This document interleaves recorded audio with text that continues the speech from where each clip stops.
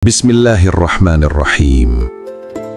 Beberapa riwayat menyebutkan bahwa di masa remajanya, Nabi Muhammad SAW bekerja sebagai pengembala kambing.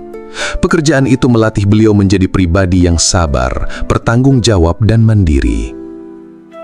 Di kota Makkah, seorang wanita terhormat dan kaya raya bernama Khadijah binti Khuwailid tengah mencari sosok amanah yang dapat menjalankan perdagangan ke negeri Syam. Setelah mendengar reputasi Muhammad SAW sebagai orang yang jujur, dapat dipercaya, dan berakhlak mulia, Khadijah mengutus seorang perantara untuk menawarkan kerjasama dagang. Tawaran itu datang dengan imbalan yang lebih besar dari biasanya. Muhammad SAW menerima tawaran tersebut dan berangkat ke Syam bersama Maisarah, pelayan percayaan Khadijah.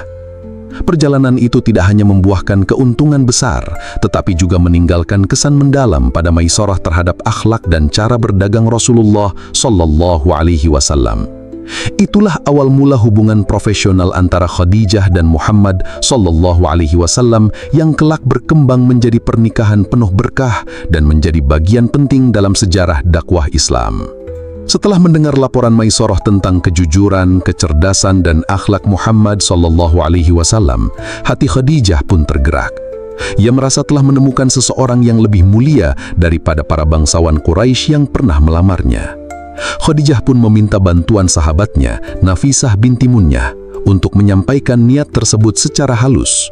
Muhammad SAW menyambut baik dan berkata dengan penuh adab, "Bicarakan hal ini kepada paman-pamanku."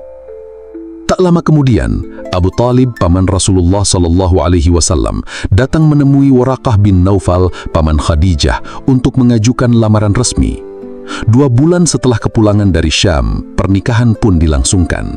Saat itu Nabi Muhammad SAW berusia 25 tahun dan Khadijah 40 tahun.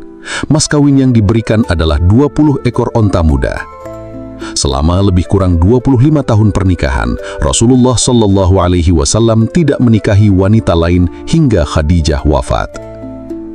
Wafatnya Khadijah menandai masa sulit yang dikenal dalam sejarah sebagai Amul Huzn, tahun kesedihan, karena di tahun yang sama, Abu Talib, paman yang melindungi Rasulullah SAW, juga wafat. Dari pernikahan mereka, lahirlah 6 anak, Al-Qasim, Zainab, Ruqayyah, Ummu Kulsum, Fatimah, dan Abdullah yang dijuluki At-Tayyib dan At-Tahir.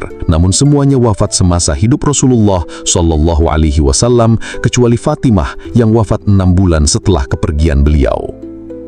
Khadijah tidak hanya meninggalkan kenangan, tapi warisan cinta, keyakinan, dan pengorbanan yang terus hidup dalam sejarah Islam. Rasulullah SAW pun kerap mengenangnya dengan penuh haru. Dalam sebuah hadis, beliau bersabda, "Dia beriman kepadaku saat orang lain mengingkari. Ia membelaku saat orang lain menjauh. Dan dari rahimnya, Allah karuniakan anak untukku." Hadis riwayat Ahmad.